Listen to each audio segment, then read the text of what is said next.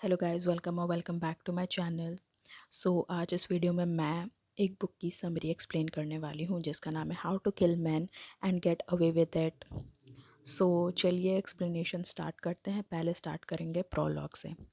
London की streets में चमक, ग्लैमर और एक साइलेंट डार्कनेस। एक लड़की किटी कॉलिंस जिसका नाम हर पार्टी में इको करता था। इंस्टा पे वो क्वीन थी, रियल लाइफ में वो एक मिक्स्ड थी। एक एक्सीडेंटल इंसिडेंट ने उसकी लाइफ बदल दी फॉरएवर। ये कहानी सिर्फ क्राइम नहीं, एक ट्रांसफॉर्मेशन का सफ़र है। इनोसेंस से डार्कनेस, जस्टिस से ऑब्सेशन। ये है स्टोरी एक किलर की जो अपने ही रूल्स से खेलती थी। चलिए आगे के चैप्टर्स में एक्सप्लेन करती हूँ। लंदन के शाइनिंग कॉर्नर्स में रहती थी किटी कॉलिंस, एक इन्फ्लुएंसर जिसके फोटोज़ पे मिलियन लाइक्स आते थे। डिज़ाइनर आउटफिट्स, शैम्पेन ब्रेकफास्ट और हर पोस्ट में एक लिविंग द ड्रीम कैप्शन।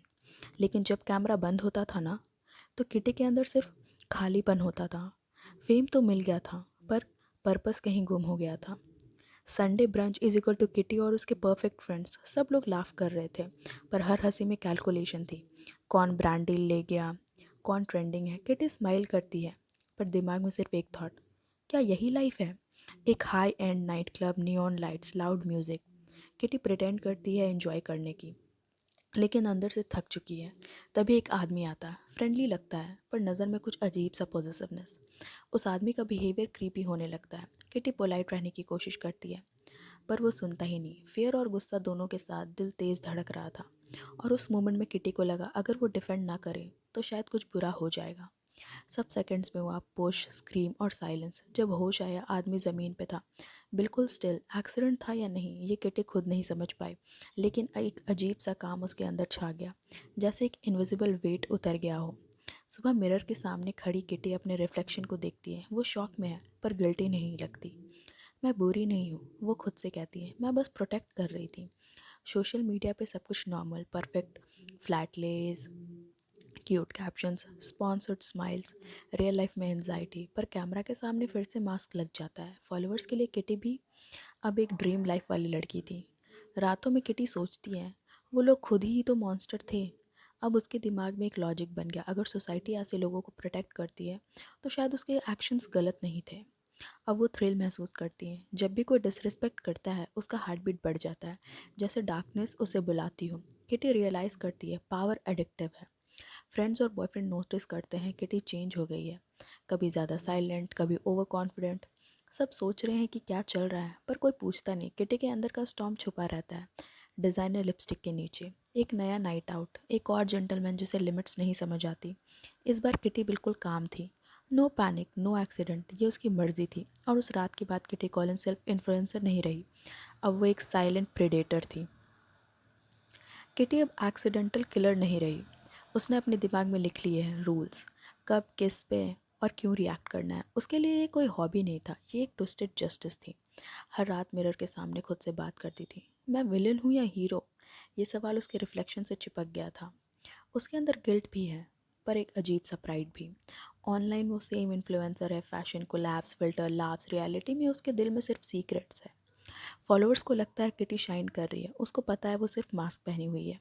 थोड़ा पास्ट उभर के आता है। एक टाइम था जब किटी खुद विक्टिम थी। उसके अंदर का ट्रॉमा अब भी हर रीज़न बन चुका है बैड लोगों को सज़ा देने का। एक डायरी में वो नाम लिखती है उन लोगों के जो कभी किसी को हर्ट कर चुके थे। किटी के लिए लिस्ट एक मिशन बन जाती है। हर नाम क्रॉस करने पर उसको पीस मिलता है। एक रात कुछ उल्टा पड़ जाता है, एक विटनेस नियरली सब देख लेता है। फर्स्ट टाइम किटी को रियल फियर महसूस होता है, अगर पकड़ी गई तो। लेकिन फेट फिर उसका साइड में निकल आता है। पुलिस एक पैटर्न नोटिस करती है। डिटेक्टिव मेसन के नोट्स में सिमिलर इंसिडेंट्स का कॉलम बढ़ता जा रहा है। किटी को लगता है कि कोई उसके आसपास मंडरा रहा है। ल्यूसी, किटी की सबसे क्लोज फ्रेंड्स, नोटिस करती है कि किटी कुछ पहला छुपा रही है। उसकी आंखों में एक थकान और डार्कनेस है जो पहले कभी नहीं थी। फ्रेंडशिप के बीच ट्रस्ट हिलने लगा था। बॉयफ्रेंड जैक के साथ रिलेशन भी क्रैक हो रहा था। किटी हर बात में डिफेंसिव है। जैक को लगता है वो सिर्फ स्ट्रेस में है, लेकिन किटी अंदर ही अंदर सोच रही है अगर उसे पता चला तो। मीडिया में rumours, someone is cleaning London street. कुछ लोग बोलते हैं जस्टिस हो रहा है, कुछ लोग डर गए हैं। किटी को लगता है जैसे दुनिया उसे इनडायरेक्टली तारीफ कर रही है। वो सोचती है अब सब कुछ कंट्रोल में रख लेगी, नो मिस्टेक्स, नो विटनेसेस। पर ट्रूथ ये है कि अब कंट्रोल ही उससे स्लिप कर रहा है। किटी कॉलिन्स अपनी ही क्रिएटेड डार्कनेस में गुम होने लगी है। किटी अब अपने मिशन के अंडर प्रेशर महसूस करती है। हर नाइट एक नई चैलेंज, हर दिन एक नया पैरानोया। जैसे जैसे डिटेक्टिव मेसन का नेट टाइट होता जा रहा था, किटी का थ्रिल बढ़ रहा था। सोशल मीडिया पे परफेक्शन कंटिन्यू है, लेकिन रियल लाइफ में किटी के एक्सप्रेशन स्लिप हो रहे होते हैं। ल्यूसी नोटिस करती है, तुम बस अब एक्टिंग नहीं कर रही, तुम खुद बन गई हो। किटी का एक रिस्की मूव डिटेक्टिव मेसन को डिस्टर्ब कर देता है। वो समझ रहा था कि ये किसी रैंडम किलर का काम नहीं था, ये कोई कैलकुलेटेड प्लान था। किटी कुछ एलीज बना लेती, कुछ दोस्त जो अनअवेयर थे, कुछ जो उसकी मोटिव्स को समझ रहे थे। ये अलायंसेस किटी के लिए एक शील्ड बन जाती है, लेकिन हर शील्ड का एक वीक पॉइंट होता है। एक नई अपॉर्चुनिटी किटी के सामने आती है, डेंजरस और इरेजिस्टिबल। उसका दिल चल रहा था, दिमाग कैलकुलेट कर रहा था। किटी रियलाइज़ करती है कि उसका कंट्रोल फिर से टेस्ट हो रहा है। जैक और किटी का रिलेशनशिप फ्रैक्चर हो गया था। ट्रस्ट में क्रैक्स, आर्ग्यूमेंट्स डीप होते गए। जैक को लगता है किटी को छुपा रही थी, और शायद वो सही था। डिटेक्टिव मेसन किटी के करीब पहुंच जाता है। एक नियर एक्सपोजर मोमेंट होता है। किटी बेयरली बचती है। ये उसके लिए एक वेकअप कॉल था। अब मिस्टेक्स अफोर्ड नहीं कर सकती वो। किटी अपनी डायरी में और डिटेल्स लिखती है।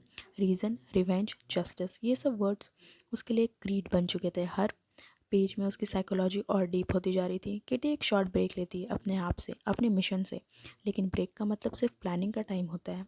किटी का फोकस और डेंजरस बन गया था। एक नई इंसिडेंट किटी को एज पे ले आता है। Risk level maximum, stakes deadly. Kitty realise करती है कि अब गेम सिर्फ सर्वाइव करने का नहीं, जीतने का है। डिटेक्टिव मेसन और किटी का cat and mouse game peak पर पहुंचता है। किटी एक बोल्ड मूव डिसाइड करती है, जो उसके गेम का सबसे बड़ा गैम्बल होता है। किटी का ट्रांसफॉर्मेशन फुल फोर्स में था।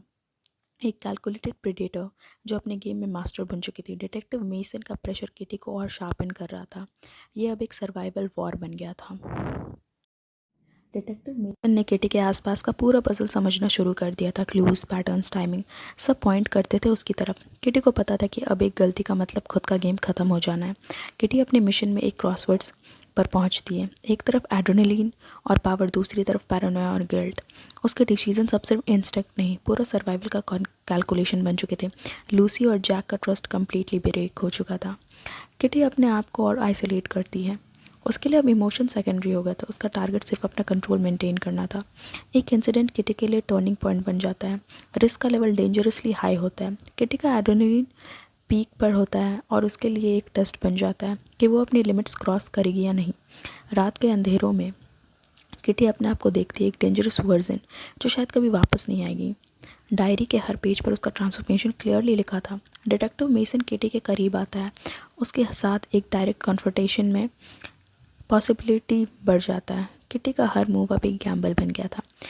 ल्यूसी और जैक के साथ एक कन्फ्रंटेशन होता है। सीक्रेट्स लीक होने लगते हैं। किटी का मास्क हल्का सा क्रैक हो जाता है। ये मोमेंट टेंशन का और एक लेवल ले आता है। डिटेक्टिव मेसन और किटी के चेस पूरी फोर्स में शुरू हो जाता है। हर इनकाउंटर रिस्की और हर मूव डेंजरस। किटी को पता था कि हर स्टेप उसके लिए लास्ट भी हो सकता है। प्रेशर और पैरानोया किटी के अंदर पीक पर पहुंचते हैं। उसका दिमाग में स्टॉर्म आता है। उसके लिए अब सिर्फ सर्वाइवल नहीं, जीतना मैटर करता है। किटी एक बोल्ड और डेंजरस मूव डिसाइड करती है, एक ऐसा गैम्बल जो उसके फ्यूचर का फेट डिसाइड करेगा। हर चीज़ अब उसके कंट्रोल में नहीं थी, पर उसने कंट्रोल का इल्यूजन क्रिएट करना सीख लिया था। कॉलिंस के अराउंड सब कुछ कोलैप्स हो रहा था। डिटेक्टिव मेसन अब उसके बिल्कुल पीछे था, और उसके फ्रेंड्स लूसी और जैक दोनों के बीच का ट्रस्ट कम्प्लीटली टूट चुका था। लंदन के ग्लैमरस वर्ल्ड के बीच किटी एक डेंजरस वेब में फंस गई थी। एक झूठ, एक मर्डर और एक सीक्रेट पे बिल्ड लाइफ। किटी को समझ आ गया था, अब कोई सेकंड चांस नहीं है। डिटेक्टिव मेसन के फुटस्टेप्स अब उसके दिल की धड़कन के बराबर पास आ गए थे। उसके हर मूव में कैलकुलेशन थी। उसके अंदर अब वो इनोसेंस नहीं थी जो लंदन के ब्रंचेस में स्माइल करती थी। अब वो एक स्ट्रेटजिस्ट थी, कोल्ड, क्लेवर और लीथल। ये गेम्स अब सिर्फ बचाव का नहीं था, कंट्रोल का था। लूसी फाइनली कन्फ्रंट करती है किटी को, उसके एक्शंस, उसके डिसअपेरेंसेस, उसके लाइज। जैक भी इन्वॉल्व हो जाता है, और दोनों के बीच का इमोशनल सीन हार्ट रेंजिंग होता है। किटी पहली बार क्रैक होती है, थोड़ा वल्नरेबल फील करती है, पर फिर एक सेकंड में अपने आप को संभाल लेती है। वो कहती है, तुम लोग समझ नहीं पाओगे, मुझे बस जस्टिस चाहिए था। पर लूसी के लिए ये जस्टिफिकेशन नहीं था, ये कन्फेशन था। डिटेक्टिव मेसन किटी के आसपास के सब कनेक्शंस ट्रैक कर लेता था। सीसीटीवी कॉल लॉग्स और उनके मूवमेंट सब एक ही पैटर्न में आ जाते थे। किटी को रियलाइज़ होता है अब उसके पास सिर्फ एक ही ऑप्शन बचा है, या तो सब कुछ ख़त्म कर दे या गेम को एंड तक खींच के ले। वो एक प्लान बनाती है, सबसे बड़ा रिस्क, सबसे बड़ा मूव। ये उसके लिए ऑल और नथिंग मोमेंट था। एक रात डिटेक्टिव मेसन किटी के फ्लैट के करीब पहुंचता है। उसे लगता है उसके आसपास इनफ प्रूफ है, पर जब वो अंदर घुसता है किटी वहाँ नहीं होती। सिर्फ एक डायरी टेबल पर रखी होती है, उसके लिखे हुए वर्ड्स के साथ, justice isn't always legal. Mason समझ जाता है ये गेम अब तक ख़त्म नहीं हुआ है। एक शॉकिंग रेवलेशन आता है। मेसन डिस्कवर करता है कि किटी के पास्ट में एक ट्रॉमेटिक इवेंट हुआ था, जहाँ उसके साथ कुछ ऐसा हुआ था जिससे उसको मेंटली ब्रेक कर दिया। यही उसका ट्रिगर था, उसका रीज़न, उसका मोटिव, उसका रिवेंज। ये चैप्टर ऑडियंस को एक इमोशनल गन पॉइंट देता है। सडनली किटी एक विलन नहीं, एक फ्लॉड ह्यूमन लगती है, जिसके अंदर जस्टिस के ट्विस्टेड सेंस जाग गया था।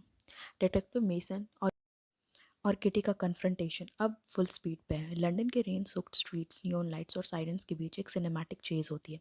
किटी का माइंड काम है, आइस कोल्ड, मेसन डेस्परेट है, ऑलमोस्ट ऑब्सेस्ड। ये सीन एक कैट एंड माउस गेम का अल्टीमेट वर्जन लगता है, पावर, फियर और थ्रिल का परफेक्ट मिक्स।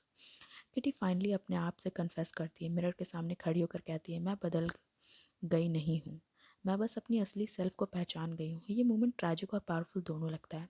उसके लिए किलिंग अब रिवेंज नहीं, एक स्ट्रेंज पीस का सोर्स बन गया था।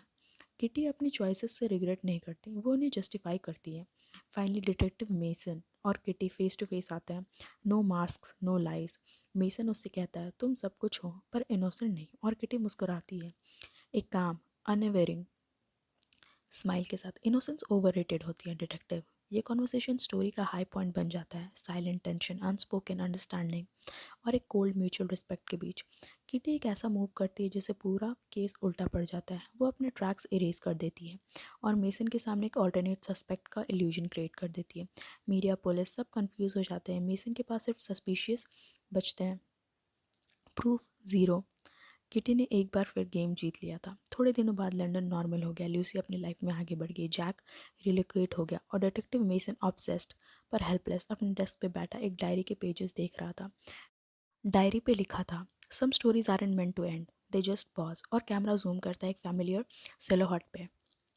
किटी किसी नए सिटी में नए नाम के साथ फाइनल सीन में होता है। किटी बालकनी पे खड़ी है, वाइन ग्लास हाथ में, सिटी लाइट्स के नीचे काम एक्सप्रेशन। उसके फेस पे एक पीस है, पर आंखों में वो सेम स्मार्क, डेंजरस, कैलकुलेटिंग। वो कहती है, मुझे लगता है मैं फिर रेडी हूँ किसी नए चैप्टर के लिए। स्क्रीन फेड होता है और सिर्फ एक लाइन अपेयर होती है, how to kill man and get away with it. So यहाँ होता है ये चैप्टर ख़त्म। ये चैप्टर नहीं, ये बुक ख़त्म। ये बुक की समरी थी।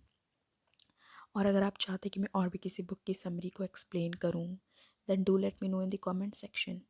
और आपको ये बुक कैसे लगी आप मुझे ये भी बताएं। आप अपने व्यूज़ दें कि क्या जो किटी करती थी वो सही में सच था, सही था या फिर गलत था। वैसे तो एज अ फेमिनिस्ट मेरे लिए बहुत ज़्यादा सही था। और आप अपने व्यूज़ कमेंट डाउन में ज़रूर पिन करके जाएं। Thank you so much.